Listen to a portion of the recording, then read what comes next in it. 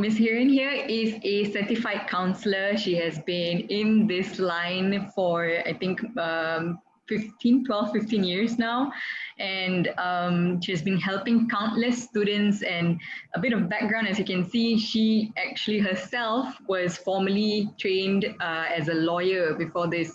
So we'll also get to learn her life story a bit today.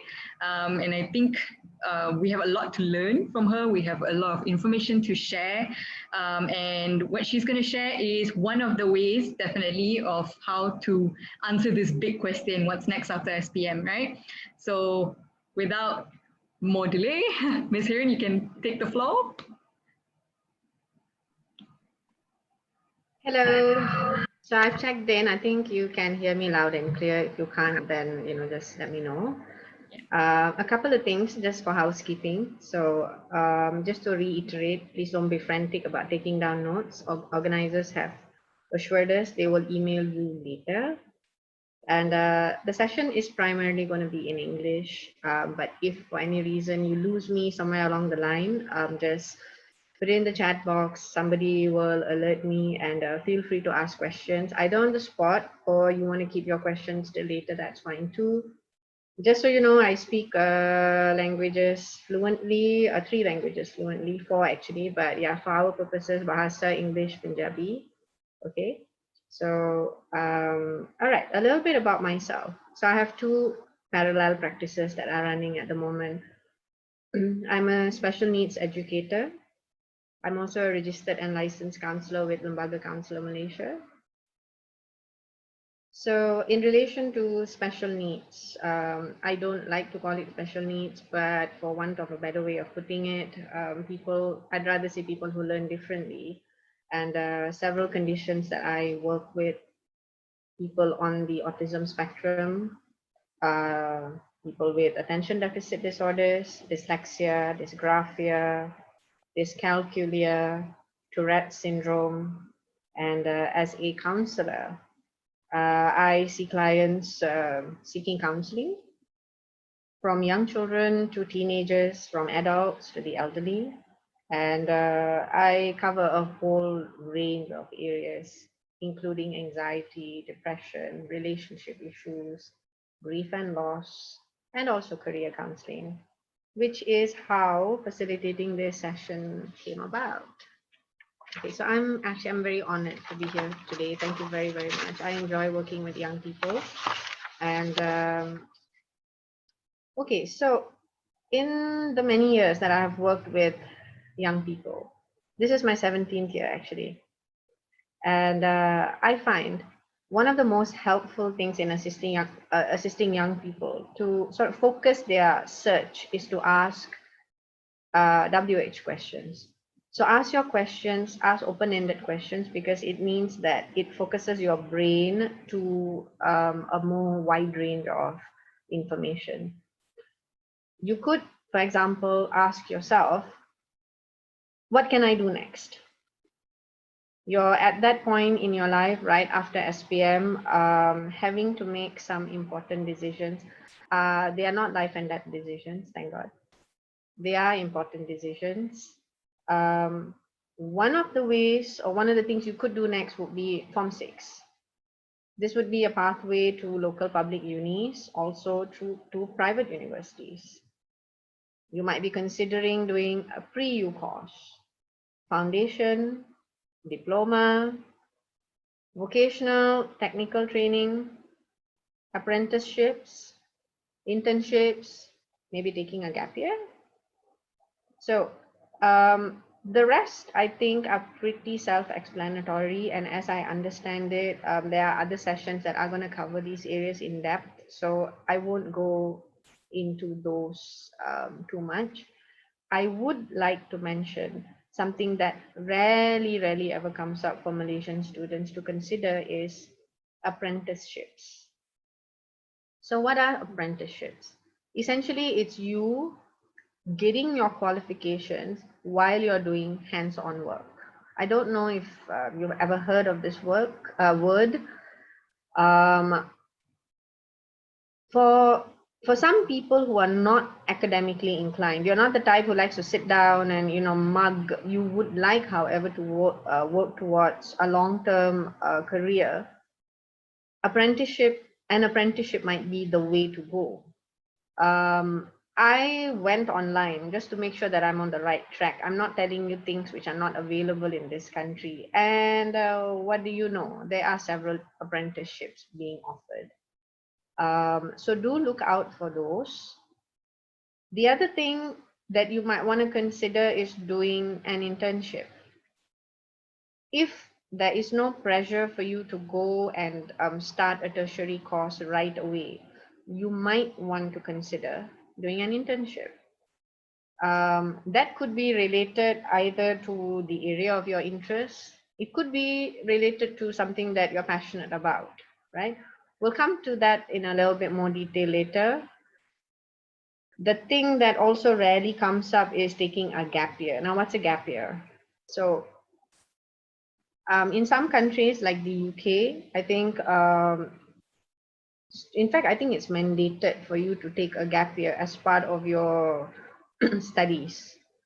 But that rarely again happens in Malaysia.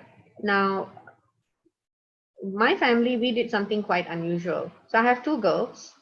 My older one is 22 this year. The younger one is 19.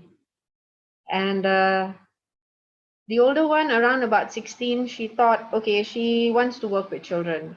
Now, as somebody who works with kids, I said to her, from my experience, you're either really going to like it or you're going to hate it. So just to know that you're on the right track, I would suggest you take a gap year. Go and maybe work, try and look for a paid internship. And there are several, by the way, you don't have to work for free. There are several paid internships. You just got to look out for them.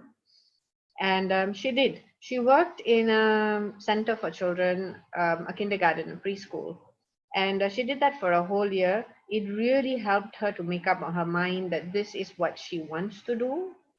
And so when she went into uni, then she was very clear-headed. She wasn't too minded about it anymore. And that gave her quite a bit of assurance that she's on the right track.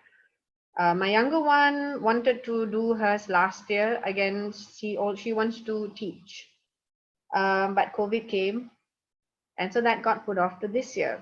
She also has secured, in the last couple of weeks, she has also secured an internship, a paid internship for herself.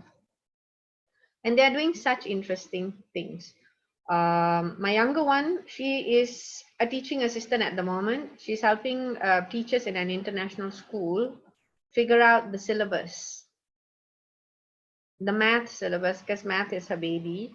So she's helping the teaching staff figure out the syllabus for the entire year. And then the elder one, because she has a background in science, she's helping her former tutor mark bio scripts now, making good money, I must say. So the thing is, how did these things happen? You must ask questions. You must put yourself out there. You must try and connect with people, good people to start with, former teachers. Put the word out there. Tell them, I'm interested in, such and such areas. Would you know where I might be able to do a paid internship? I want to take a gap year because I don't need to go to uni right away. My parents are okay with that. So can you give me some ideas of internship? You can go to your former schools. You can put the word in there to your teachers, to the teaching staff in the school office. They are usually actually quite helpful, and they will alert you if something comes along. So the next question, which I think actually is the harder question to ask, what do I want to do next? We've heard about what you can do next. The question is, what do I want to do next? Now, that's a harder question because you have to make a decision. And this depends on several factors, right? Depends on your results, depends on your parents. Are they going to let you do what you want to do? Resources, Are you planning to work here or abroad? Eventually, where do you see your career flourishing? Here or somewhere else? And then the important one to address is your interest. I'm going to go into this with in a little bit more depth later, but keep this in the back of your mind. If there is a very big disparity between what you like, what you're passionate about, and what you are choosing, then you need to ask yourself, why is that the case? Okay. Now, where can I go? Where can I go to further my studies? So again, depends on several things, primarily the course that you choose, right? Now, where is it available? Is it available locally? Is it available abroad only? Are twinning options available to you? I can again give you an example for my daughter. She wanted to do a course called speech therapy. She wants to become a speech therapist. And guess what? There's only one public uni in this country that's offering that course. So the chances of getting in are pretty minimal for several factors that we know, exist in this country, right? And so she had to look at plan B. Now, the course she wants to do, yeah, she has several options going abroad. So then that was something that she had to consider rather than only focusing on doing her course here locally. Okay. Long-term career plans. What are your long-term career plans? Are you looking to move eventually? Do you foresee yourself moving abroad? Are you looking to migrate? Are you looking to work abroad for a long period of time? Now, I'm addressing this because let's say you look at a course like law, right? You can do the entire undergrad course here. That option is available. You can also do the whole thing abroad, or you can do a twinning program. The thing is, for somebody who, let's say, does not want to practice in this country, wants to go and settle abroad, then you might want to consider doing the UK bar exam. Because if you do something called the CLP here, that means you can only practice in this country. So you've taken the option of going abroad away from yourself, right? So the UK bar exam offers you many, many more countries that you can practice in. However, the UK bar exam is not useful if you want to go and practice in the US. You want to settle in the US, you're going to have to do the American, well, actually every state has their own, issues their own license for lawyers. So I'm just using a very specific example to highlight to you, if you do have long-term career plans which are centered abroad, then you're going to have to think in a broader terms when you decide about where you want to go. Okay, how are you going to fund your studies? For most of you, it will be parents. For some of you, it will be self-funded, right? You could try GoFundMe, but I don't know how well that's going to go. So the other option for students will be scholarships. Questions on scholarships, very common from young people. And so what I did was I just entered scholarships Malaysia when I went to do a Google search, because I was also curious when I got that question. How many scholarships are available, and are they available in this country?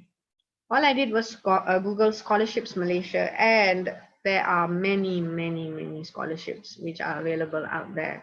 Some from smaller organizations, some from larger ones, more well-known ones. However, there are scholarships available, so that's something you'd want to consider, right? Now, one thing you want to keep in mind if you're looking for a scholarship is this. Is that organization going to ask you to be bonded with them for X number of years? For nurses, for example, you can go and there are certain hospitals that will fund your studies. But once you're done with that, you need to be bonded for maybe 5 years with them while you pay off the bonding period. Okay, so these are some things for you to keep in mind. Who can help you to decide? Who can help you to decide what to do? Usual suspects: teachers, friends, family members, including parents, siblings. Study portals, though. Study portals are a very useful source of information. Did you know that on average, people read around 7 reviews before they trust a business? And yet, we do such little homework when it comes to trusting a college where we are going to do our undergrad studies, which are probably we're going to rely on for a very long time. So why are study portals important? Because you get reviews from students, former students, present students, and you have to remember colleges and unis, these are businesses. Yes, they are educating you, they are equipping you with qualifications for you to get out there to work, but you have to remember essentially they are businesses. They are there to make money. So it's incumbent on you to make informed decisions for yourself. How are you going to do this? Be very wary when you have unis which claim that you can get jobs like X, Y, and Z out there. And I think you can, it doesn't matter whether it's an old uni or an old college, an established one, a new one. They will usually tell you about career options, right? The thing is about career options, those options may not be available to you here. You might have to go again to work in another country. So at the end of your course, you can't go back to the college and say, hey, you said I could get employed in X, Y, Z. And they'll tell you, well, it was just a suggestion. We didn't promise you anything. So you don't want to be in that situation. So how I would suggest you do that is if you're looking at a course, let's say you want to be, the other day I came across this very, something new. I think it was called biotechnology, if I'm not mistaken, right? So I looked at the career options and they had a whole bunch of career options which were listed there. So I took a career option and then I fed it into the Google search. And the choices that are coming out are so unrelated to what I was looking for that it really made me wonder, does this job actually exist or is it being made up? So you'd want to consider that, especially for very new courses, very obscure courses. Be very careful when they tell you that you can get jobs in XYZ or such and such jobs. Be very careful about that. I can give you a little bit of my personal experience. Now, I did my master's at Help here locally, okay? And I was working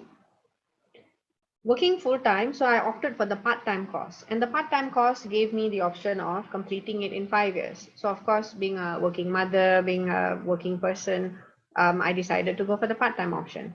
And along the way, as we got into the training period, I started noticing many of my classmates are dropping out. So we were left with something like about half the people who had started the course, the master's course, about half of them left. And it was very sad because they had already completed all the academic papers and we had something like 12 academic papers to complete. All those are done. The only thing left to be done is the training. So there were two layers of training. We had to do a practicum, which was based on campus. After that, second layer of training where you go and you pick an internship spot somewhere out there which is affiliated to the university. And then I realized that the people who were dropping out found out, to their horror, they couldn't manage working full-time and juggling the training periods at the same time.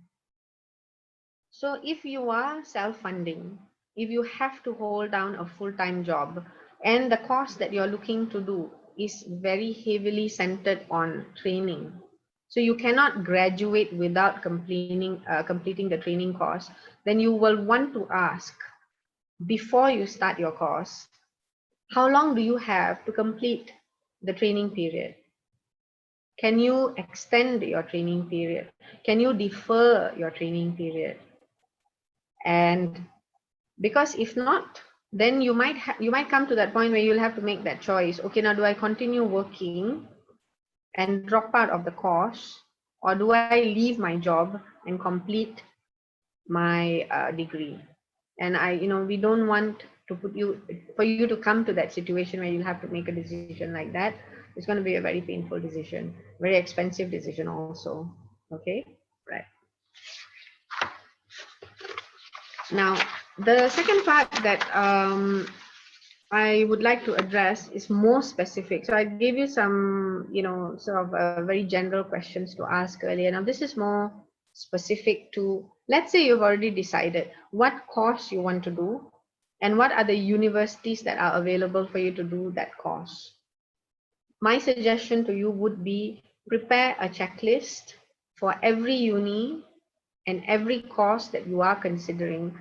On that checklist, you should have things like the name of the uni you want to go to, the course you want to do, what are the entrance requirements, what's the course fee, what are the modules that are covered.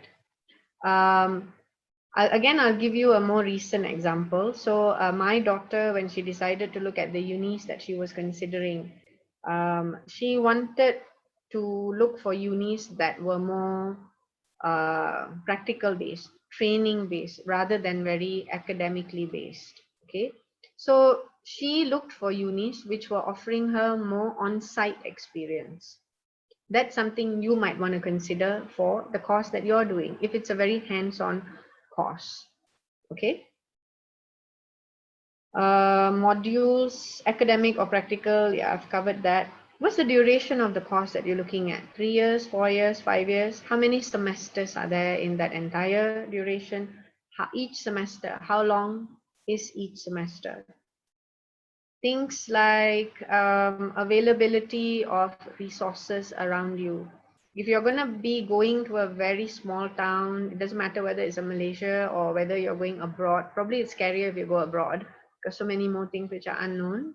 But if you're going to a very small town, you want to have to consider what are the resources available to you in terms of nitty-gritties like food, for example, right? Transportation, how are you going to get there? How are you going to come back? Proximity to transportation. If you're looking at, let's say you're going to the UK, you would want to consider things like the tube. Which areas are serviced by the tube? If you're in Malaysia, transport can be a big issue because certain areas don't have certain transportation. So you'll have to rely on maybe yourself. So these are things to consider. Proximity to major towns, major cities. Proximity to home. How far away are you from home? If you're the type of person who gets homesick easily, and that's something you will want to consider quite seriously, because being far away, being homesick, not a nice feeling. You don't want to have to go there and figure this stuff out. And proximity to places of worship. If you're the type who needs to go to church every day, every Sunday, then you'd want to consider stuff like that, because if not, it's very easy to get down into a downward spiral that gets you down, because you are cut off from so many things that you are usually that are just so easily available to you, and suddenly you can't do those things anymore. You can't eat home food anymore. You miss this, you miss that. And so I do consider these things. Again, as I understand, a list will be given out to you later, covering more of this in detail. Some things for you to remember. If you want to do what you want to do, what you choose to do, is very heavily influenced by what other people are telling you. And there's a huge disparity. I said to you earlier, I'll come back to this. I would like to address this. If there's a huge disparity between what you like to do and what you've chosen to do, you will need to ask yourself, why is that disparity there? Growing up, I was teaching all the time. I tutored my siblings, I tutored my cousins, I tutored the kids in my kampong. And but around about 10, I decided, okay, I want to be a lawyer because I was heavily influenced by uh, my uncles. Many members in my family are lawyers, so it's hugely influenced by that. And in Malaysian culture, it's a very common thing. It doesn't matter what your ethnicity is. Chances are, if you have many doctors in the family, there might either be pressure to do the same thing, or you might find yourself sort of naturally feeling that inclination to want to do that course. Same goes for Punjabi families, lots of lawyers. So I found that, okay, I want to do law, and I decided this at 10. Nobody asked me, are you sure? Nobody pointed out to me, but hey, you're teaching all the time. Why do you want to be a lawyer? Why are you not considering something closer related to what you usually do, what you're passionate about, and what you do so well? Nobody asked me those questions. So it's nobody's fault. The point I'm trying to make here is that maybe nobody noticed. Maybe they were encouraging me because my results were good, and they were like, okay, she seems to be very interested in this. Okay, let's encourage her. And I did too. I did well, completed everything, started practice, and then um, got married, had my kids, and guess what? Now I'm juggling a career which unfortunately is not supportive of a young mother with 2 children. So budding career, young mom, 2 kids, not a good combination. And then I had to backpedal. At that point, I had to decide, okay, now I need to make a career change. What do I do now? And the way it happened, it wasn't planned either. So I took time off actually just to be at home with my children. In that time, I started working with them. I started teaching my own kids, and I found that I enjoyed teaching so much. And not only that, it was something that I could do at the same time as being a mom. So that's what I've been doing for the last 17 years. But I had to go back, I had to go and get retrained because I wasn't trained to teach. So I went back to school to get retrained. And I went back to school to get trained as a counselor for me to do what I'm doing today. Um, Maybe if somebody had at that time noticed, if they had asked me, pointed out to me how much I enjoy teaching, I may have made a different career decision. That is a possibility. But the point is, I'm using my experience to help you to make more informed choices.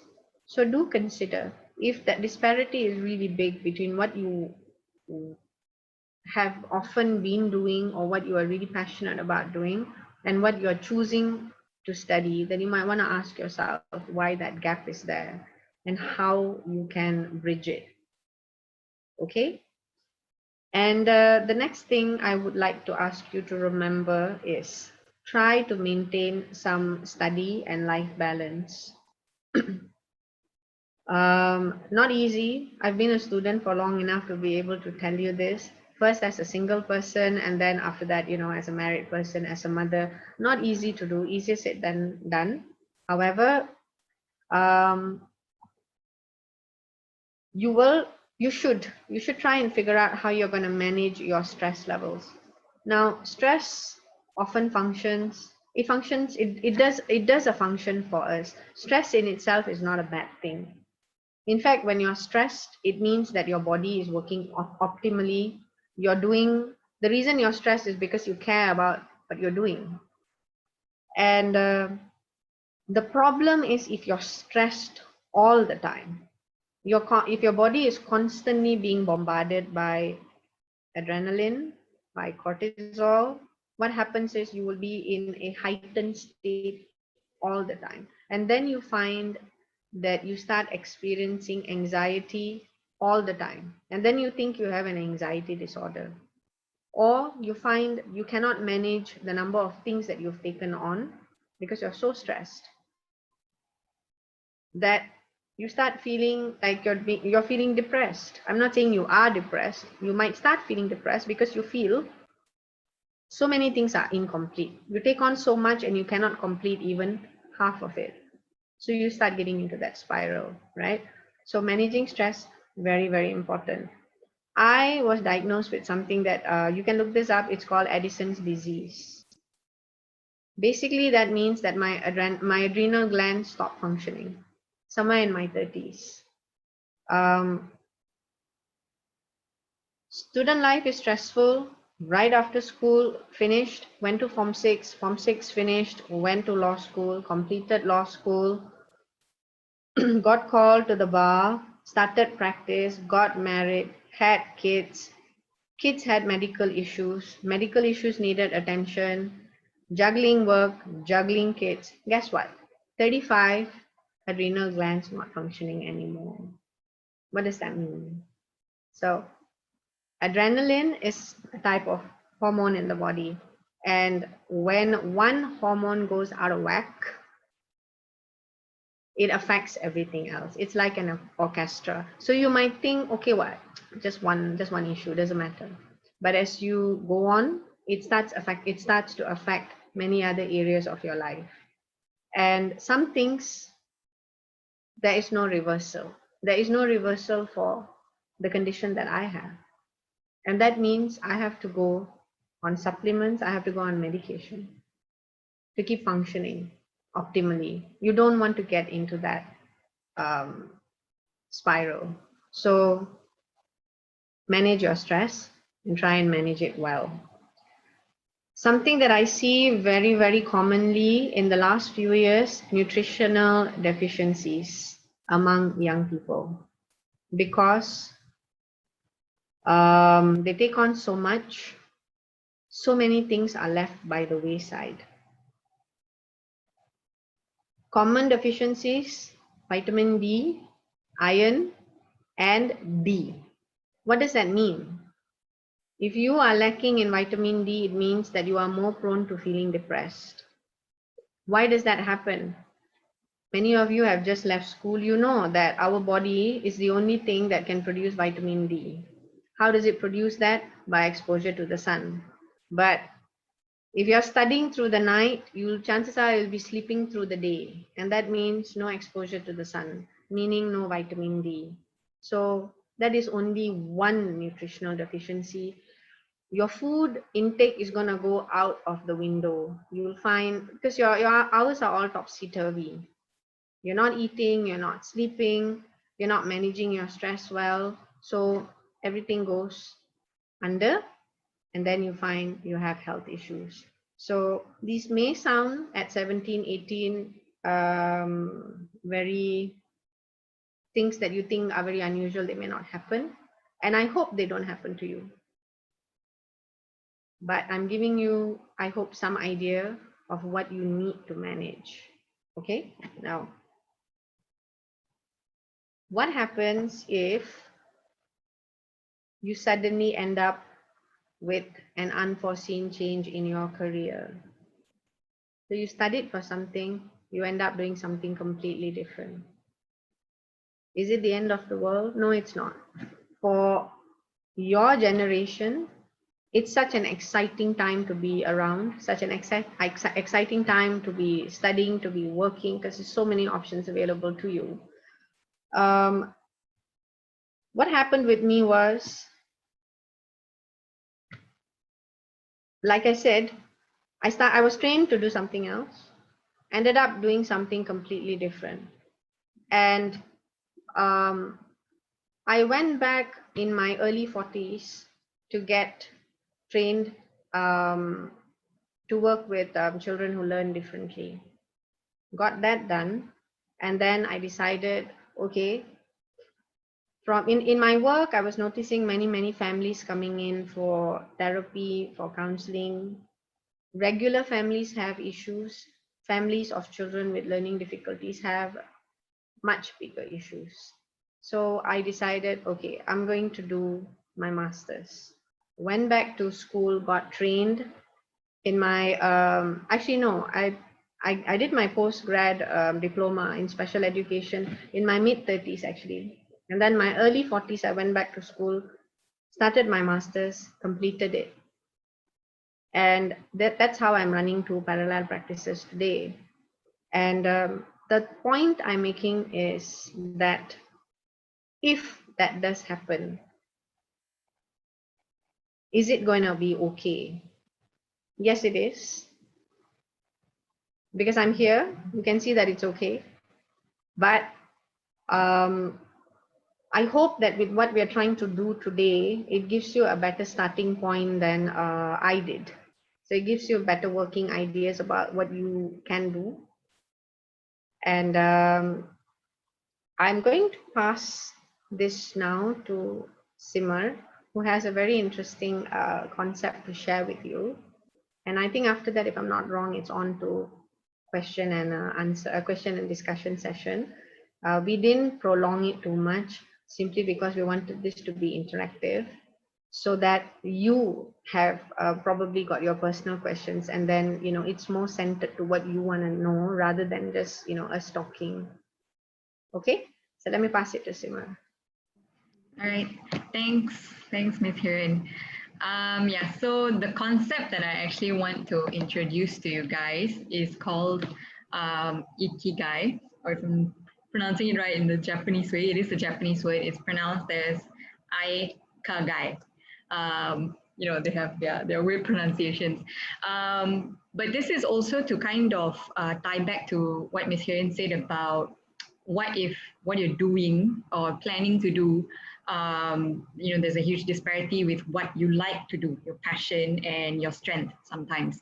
And separately also to address that, what if you have a change in career, right? Midlife and things like that. So in one picture, we have to summarize Ikigai. This is it, right? So if you guys can see, there is a lot of words here, but let's just kind of take it through one by one, right? The word Ikigai itself means a reason for being. And what the concept is trying to explain is that there are so many layers, right, of having a reason to exist, right? A purpose in life. Sometimes it's because of what we love to do. What we love to do. Sometimes it's just because we get paid highly for it. Sometimes it's because we find our calling. It's what the world needs at this moment. Or sometimes it's just because you're good at it.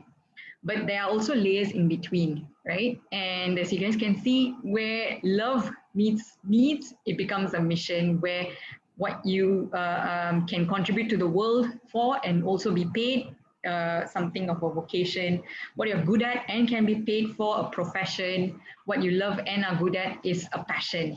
So a lot of the times we hear on social media, in counselors and everywhere, basically mainstream, that you should go for your passion, right? Do what you love and you will never work a day in your life. We hear that a bit too much.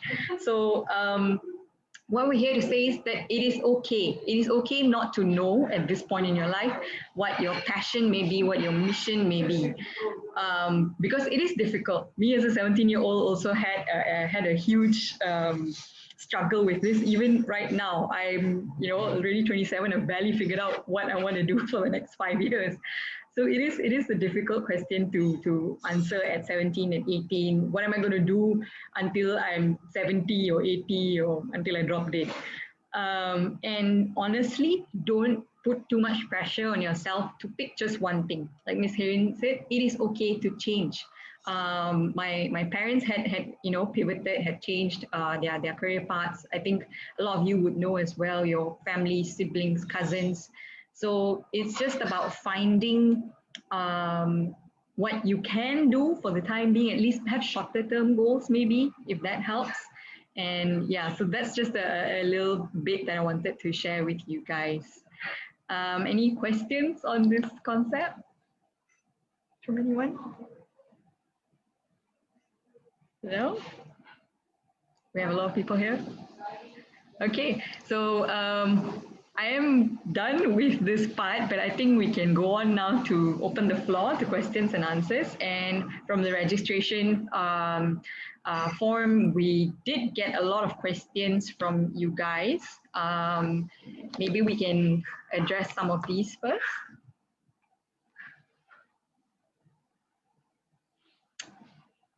So the first one we have is how and where to apply for scholarships.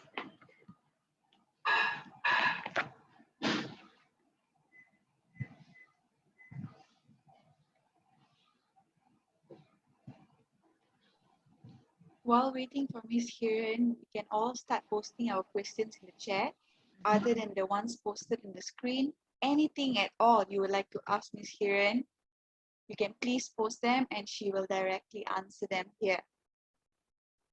So this is your chance. Ask us the questions you are unfamiliar with. Example, as I stated, is it okay for me not to know what I plan to study? Post your questions in the chat and Ms. Hiren will answer them after she answers all the questions from the registration form. Ms. Hiren, you're on mute. It's okay. Thank you for that. All right. All right, so I was looking at my notes that I made the other day when I looked up the question for the scholarships. Now, as of now, just now, I'm just going to read to you what's available out there. JPA scholarships, Tunku Abdul Rahman scholarship, deadline 12 April. That's quite soon. MOHE, Malaysian International Scholarship, MIS. That one, the deadline is on the 30th of April. Equator College, there is an Art Talent Study Award. That one, the deadline is at the end of April. MOE Singapore is offering ASEAN scholarships for Malaysia so they can poach more of our talent. This is in May 2021. Sunway Uni, Jeffrey Chia Foundation Scholarship 2021, deadline end of May. Methodist College KL is offering a scholarship, ending deadline is on the 10th of June. Teach for Malaysia Fellowship Program, deadline 5th July 2021. So this is just based on one search. There are many more scholarships out there. Just look for them, they are there. Because it's not possible for us to give you every single option out there. And so look for it, it's there. However, I think I'm given to understand that some of these will be included in the notes later. So hopefully that gives you a starting point.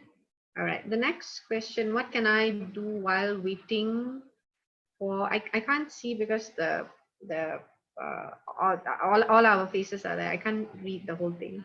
It says, what can I do while waiting for my results? Okay. So very individual choices, that you'll be making. Again, I would suggest, if you're not very sure about what you want to do, take a gap year. Take a gap year out, and you might want to talk to your parents about it, simply because you'll need to assure them. One of the biggest worries parents have here in Malaysia is, okay, once they take a gap year, once they start working, once they feel the money, okay, they don't want to go back to study. That is something I don't know why, but it's a very common misconception parents have. And it is a misconception because from my experience, most kids actually want to go back. They want to go back to study, but for some reason they don't communicate this to their parents, maybe, or they don't communicate it well. And so the parents then start freaking out. What if you do a gap year and then you decide, okay, I never want to go back to study again? So assure your parents that taking a gap year means it helps you to zero in on what exactly it is that you would like to do. Tell them that it also helps them to save money, because the chances of you dropping out of the course that you have picked becomes lesser. So I would suggest an internship if you're taking a gap year out.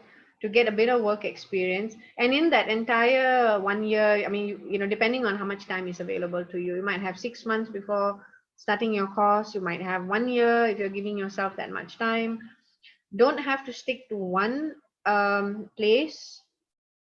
Try different things. You might want to try, you know, what it's like to be in the retail sector. You might want to try F&B.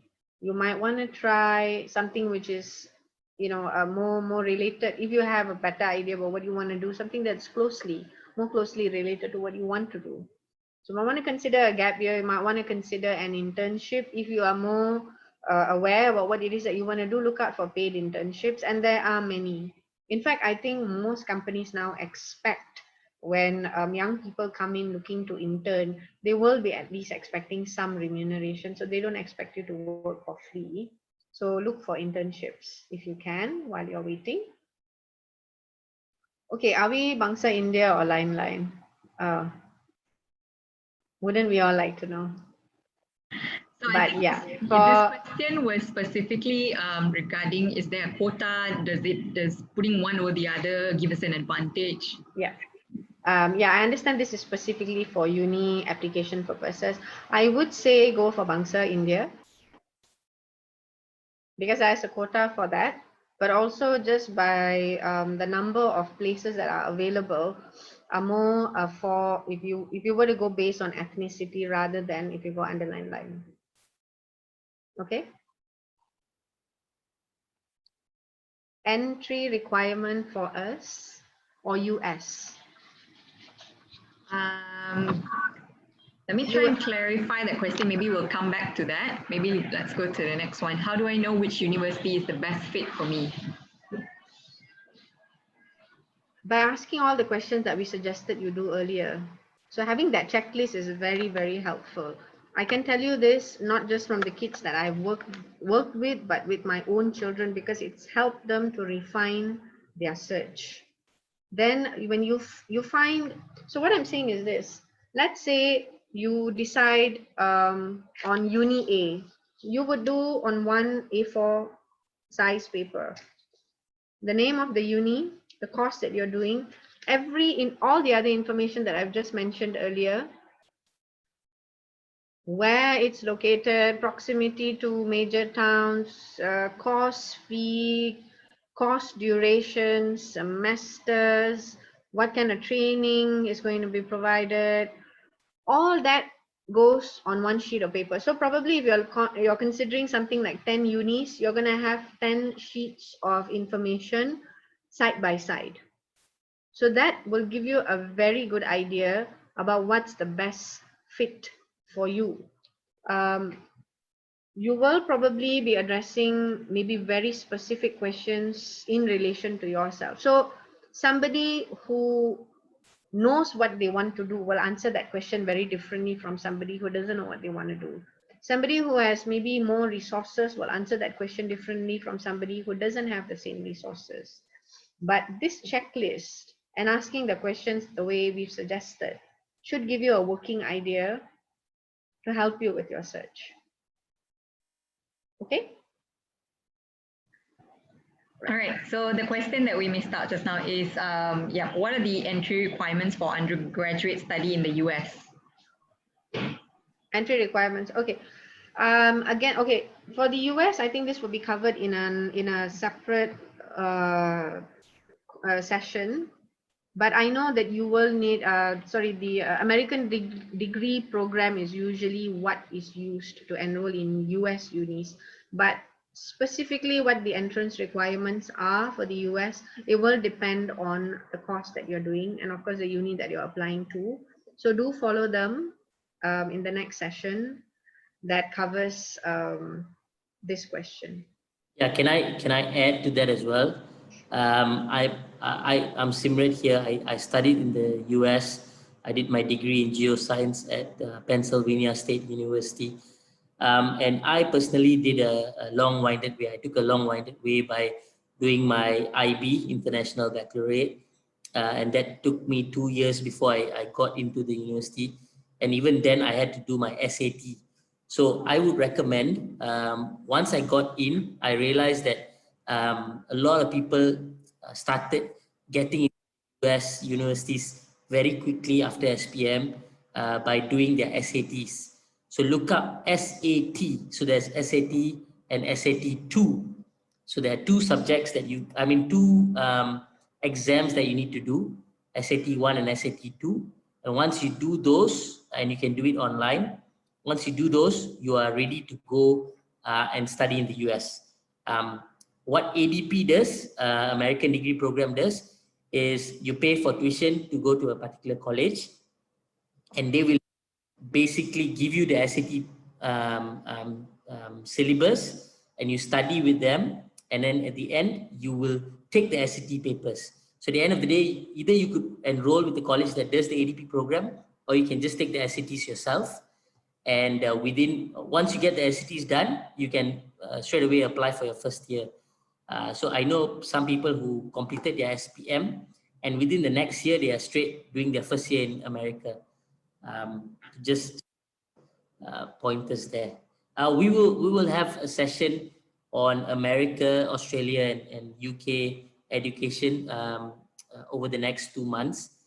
So we'll get into more technicals then. Thank you. Thank you, Simrat. Thank you. All right, I guess we can jump to the next question. Do you recommend any skill works or trade work in the future? I'm afraid to use the word recommend, looking at how rapidly things are changing. But if you ask me at this point, IT, do consider, for those of you who are inclined, do consider IT related work. That is not, I think that is not going to go out of fashion anytime soon. So that is one that I would definitely suggest. Having said that, because there are so many options available now, I find that certain professions, like let's say becoming a doctor, we know we have too many doctors. They're not getting enough placements. It's very difficult to get a government to get a permanent government job at the moment as a doctor. To even start your housemanship, it takes forever. Same goes for dentists. But there are like law, for example. There's some very interesting things happening. So I know, for example, of someone I know. He's doing a course in technology, and we were talking the other day, and his so this is a young person who's very clear about what he wants to do, and he said after this what he wants to do is get qualified to be a lawyer, and then combining both the his degrees, he wants to practice as a lawyer, but specifically in the area of technology. See, so that is an option, right? But it's impossible to give you all the possible permutations because there are just too many. Any skill work for the future, try and see what it is that you like, and then try and center the skills that you're going to pick up. Try and center those in relation to what you would like to do, because that will chances give you a better fit when you're going to study, as opposed to doing some very random things. Yeah. All right. Last two questions. How to choose which career path I should go into? I think we addressed that with the WH questions. Yeah, I think we did cover that in quite a bit of detail, but so I'm sure that you can tell by now a lot of this is very, very individual. You're gonna have to ask yourself some hard questions. If you are really, really, really not sure, please consider taking a gap year out and trying to figure out what it is that you enjoy doing, and then try and see if you can make that work for you before you embark on your career. Hmm? And question 8.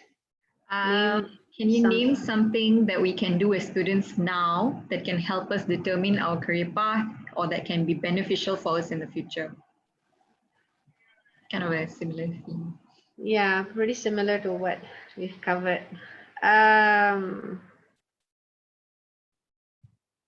would say take some time, spend some good time, and try and find as much information as you can for you to make informed decisions. Please don't jump into a course just for the sake.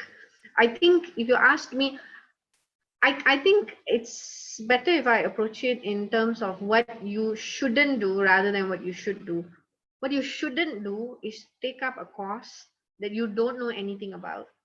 What you shouldn't do is start a course that you really, really, when you're really so unsure about what you want to do. That I think you really shouldn't do, because chances of you dropping out of the course are very, very high.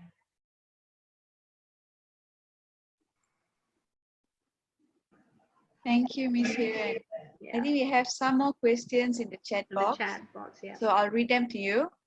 I have no money and I don't think I will get very good results to apply for scholarships, but I really want to do engineering. How do I find fundings to do my course? Okay. I think this question goes for all other courses also. So do you have anything to say about that, Miss Hiran? What should they do if they want to really study a course but they do not have good results and no funding? So, okay, if you don't have the results to get into the course, then that's an entirely different issue. But I'm just going to address the issue about the funding. Okay, I'll tell you a real life story. This happened sometime last year. And there was this single mom and with an only child. The child had excellent results, but no money to go abroad. So, and the course had to be done overseas. So, reached out, and within just a few days, just the network of people who knew each other, people posted this up on social media. It was everywhere. I'm on Facebook. I don't know about Twitter, Instagram, and all of that, but I know it was all over Facebook. And within days, enough funds were raised. In fact, I think there was even excess. And at some point, the mom said, "Okay, stop, because we have enough already. Let's give this to somebody else who needs it." But within days, enough funds were raised for that child to be able to go abroad. So that is an option for you to put the word out there and see if you can use social media to help you raise funds. I know that sometime last year there was another young boy, Malaysian boy, and I think he had got an offer or several offers from American unis, I think, but again, not enough money. Went to GoFundMe, I think, and again, within days, enough funds were raised for him to go to the US. I don't know whether he has complete, or rather, let me say that again. I don't know what happened after that, but I know that enough funds were raised for him to be able to start his studies. So do consider the power of social media if you want to go that way, or start using the network of people that you do know. Maybe your parents, know of other people. Malaysians are very, very generous. Put the word out there and go through the people that you know, contacts that you have, and I think that should it probably will give you some starting points. Thank you so much, Miss Hiran. I think And I, just to add to that, sorry, Manpreet, just to add to what Hiran had to say, I just wanted to mention that we are lucky in Malaysia, we have this option of PTPTN. So if everything else fail, we can get some sort of funding from PTPTN, and you're able to pay it off when you start working. And PTPTN, they're quite lenient in figuring out how much you pay and how long the duration of your payment. So PTPTN is a definite option, and we'll definitely cover this over the next few sessions. Yeah, just thanks, Hiren. Thank Thank you you. so much, Simrat. I think the People are next coming up. question addressed to you, Ms. Hiren, is it wise to change my course halfway through my degree? I'm sorry, what's that again? Is it wise to change my course halfway through my degree? Difficult question to answer because it depends on you. Is it wise? Wise in what way? In a way, maybe because you might finally do what you want to do, but in a way, maybe not, because it means all the resources that have been used up. Thank you. So yeah, tough one. Maybe I can add a bit of a personal touch to this as well. We're trying to have a conversation here, right? So I personally did go through this experience. So I did start a degree, and it was something that I thought I wanted to do my whole life. And it was actually started with an engineering degree. So I was about 3 semesters in, 1.5 years. And by the 3rd semester, I had failed like 75% of my subjects, and there was a personal experience behind that as well. But the conclusion or the gist of my learnings from that was it just came to a point where I knew I couldn't do it anymore. It's just I cannot continue on this, with 20K a year or 20K a semester. That's a lot of money to retake, and the risk going forward. So it's sometimes just sitting down and asking yourself that question: is this what I really want? Is this what I'm really good at? Or do I need to make a switch to something else? Thank you, Simar. I think that brings us to the next question. If someone is unsure of their career, would you recommend them taking a more general pre-university program? Yeah, I would. Actually, if that offers you better options, wider options later, I would actually suggest that you do a more general pre-U course rather than a very, very specific one. So one of the things, for example, let's say we take A levels. A levels is a very tough course to do, but it is also one of the top choices in the world, simply because it offers you so many hundreds of thousands of unis, that you can consider, as opposed to, let's say, doing a foundation course that only allows you entry into the specific uni that you've done the foundation course at. So these are very individual choices to be made. I want to just say here, the way I'm looking at some of the questions and also some of the comments, clearly there are very many underlying factors. It's as it appears here as just one question, but what's driving those questions are many months of indecision. So I believe my email is with the organizers. If you don't have it, I will give it to you. You can email me. We can set up a phone call. You can talk to me, or you can come in for a full-fledged counseling session if that is something you would like to do.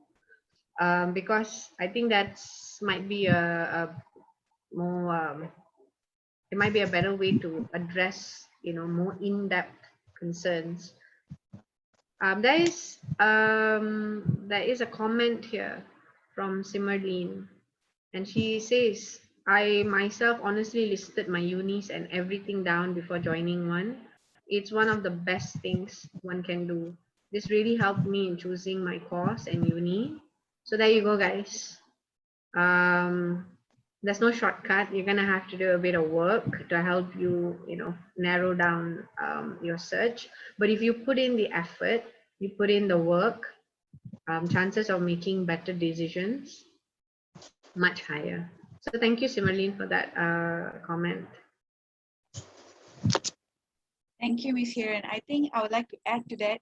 If you are really unsure of what you like to do, my own experience on what I did, you can just Google down career tests, personality tests, and there are a lot on the internet. So what you can do, don't just trust one. What I did about 5 to 6, and it actually made me conclude there were in that 5 or 6 there were so many similar ones, and that is how I myself found what I would like to study next. So that is a great point for all those who are not sure, what do I study? Am I sure I'm going to be studying this?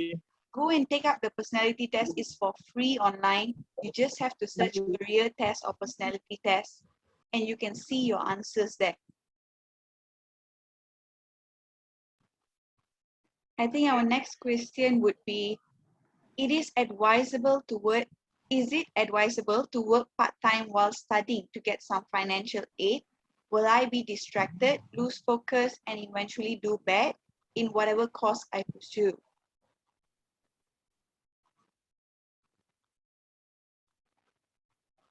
Okay, as somebody who worked and studied part-time, so I worked full-time, and I've done this twice now. The only time I was not a working person was when I did my undergrad. And then by the time I went back to do my certificate in legal practice and my postgrad diploma, my master's, I was already a working person. So yes, it's very, very challenging. But if you, will I be distracted? I think if you are very focused in what you want to do, you won't be distracted easily. And distractions are always there and in so many different forms. But if you're very focused in what you want to achieve, um, you will complete what you've started. And I don't see any reason why you would do badly in whatever course you choose to do. Thank you, Miss Hiran. Another question. I started my course and I don't like the course. What do I do?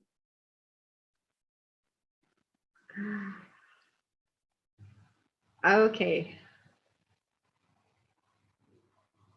Tough one. My suggestion to you would be, if your parents, you can approach your parents, they are approachable. You probably want to consider talking to them about changing the course that you're doing. Because if you don't like it, already, and if you just started, that's what, 3-4 years. If you don't see yourself being able to complete it, then it's something you probably want to address now, rather than something you want to put off and do it halfway through, or worse still, or almost at the end of it, and then you want to address it. It becomes much harder to do.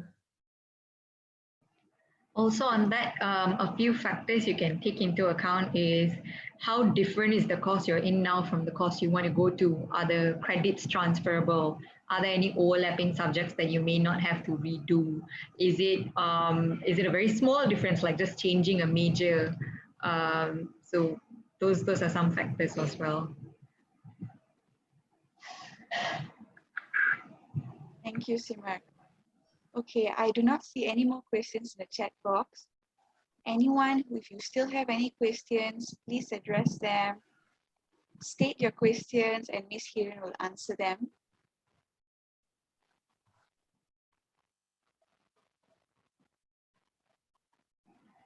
So we're gonna come back just to our calls to see everybody again. So you guys have access here to a certified counselor to speak out. Okay, our next question. Since COVID is still an issue, a lot of courses are online. How are courses online? How are online courses like?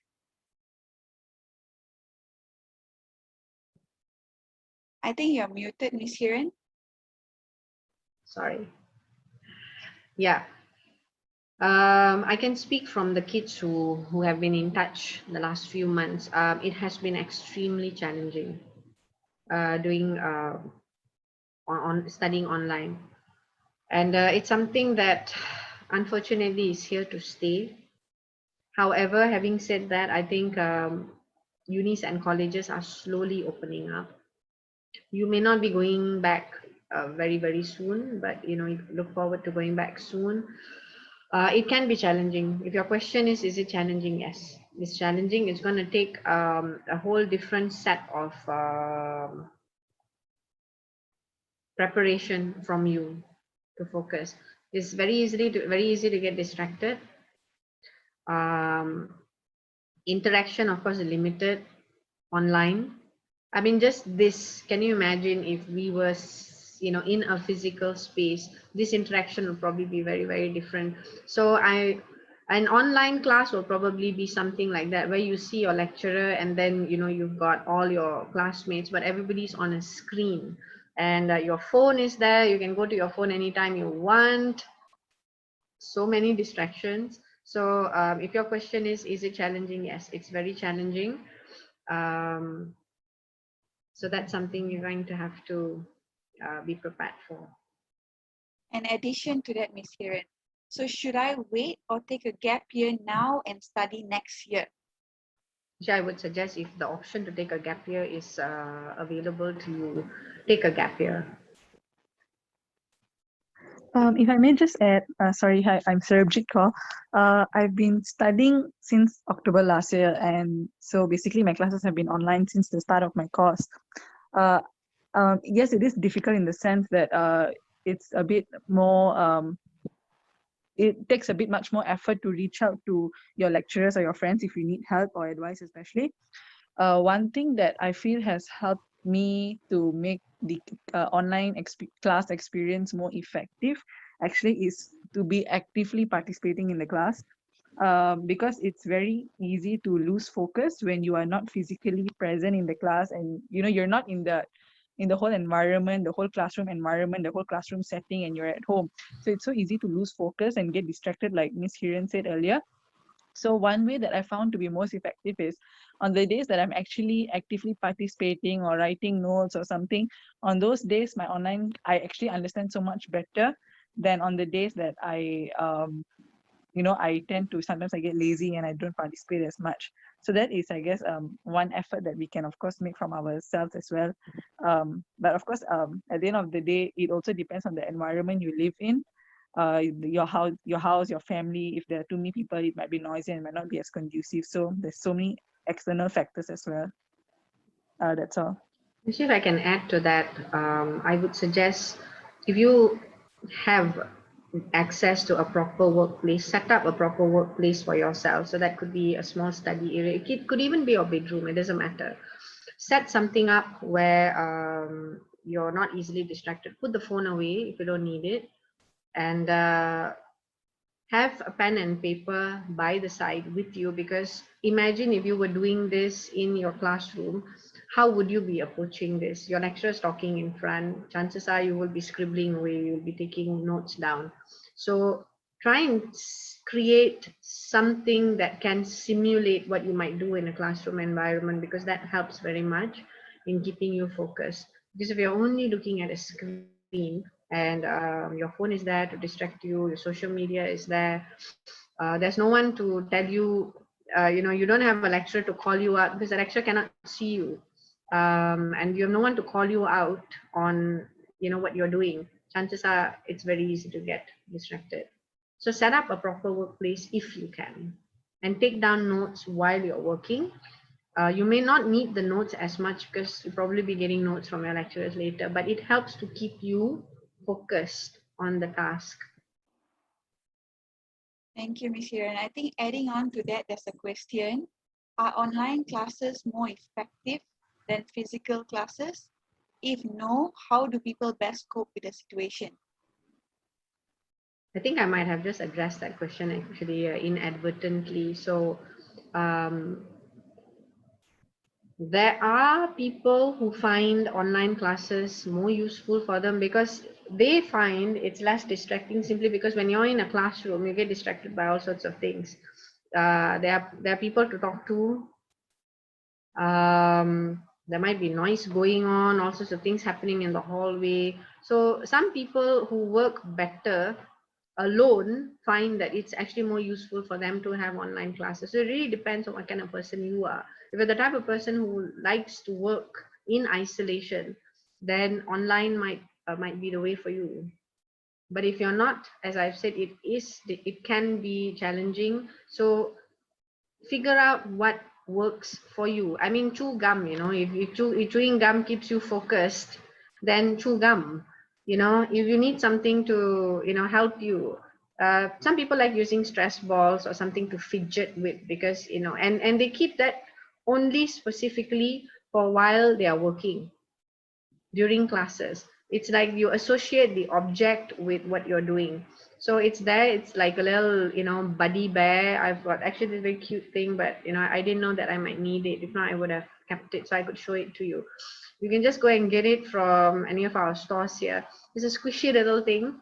And I find young people actually, in fact, some of those who come to me for counseling, I actually give it to them as, little parting gift, so they can something to help them, they can remember me by, and they use that little fidget toy to help keep because the energy is focused on the fidget rather than being distracted by other things. And then so it's really, what can you create for yourself to make this learning experience more valuable?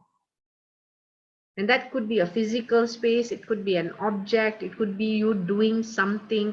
So a routine that works for you, and everybody will have different routines. Yeah. Thank you, Miss Hiran. I think our last question for the night is, does extracurricular activity help increase my chance of getting accepted into a university? If by extracurricular activities you mean things that you've done, sports, clubs that you've done in joined in school, yes, it will, because unis actually are slowly moving away, simply because industry leaders are also moving away from the mindset that they are going for the A students. Because the thing about students who are we're talking about average students, is they are considered to be more all-rounders, simply because they can handle academics. But the industry leaders seem to be suggesting that the B students are also the all-rounders. So unis feed the the job market. So how they take in students has also changed. If you notice, it might be difficult for you to compare, but okay, maybe someone like me who's did my undergrad many years ago.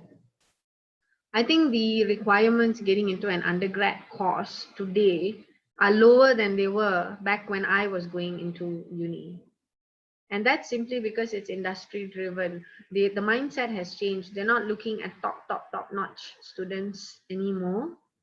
Some still do. Certain professions, certain industries still do. But as a general rule, I think I can say that entrance requirements have become lower. What they do look for is the extracurricular activities and the co-curricular activities that help to make this student a more a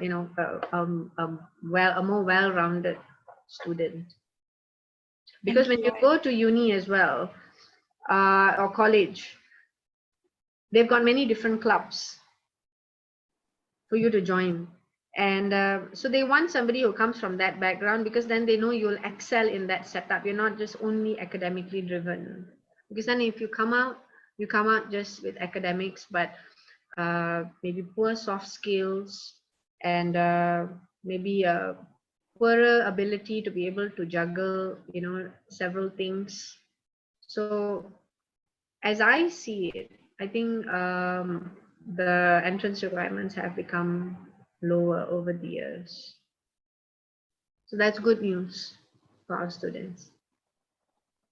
Thank you, Ms. Hiran. I think to conclude that, please, all those who are still in school, you have not set for your SPM, 15-year-old, 16-year-old, if you have any juniors or sisters, brothers, please advise them to make sure they at least get a B for your co-curriculum, because it really does help. From my own personal experience, it helps a lot, especially if you're trying to get into a government U or metric.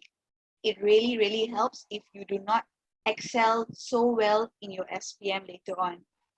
So I think that is all the questions for today. Thank you so much, Ms. Hiran, for addressing them.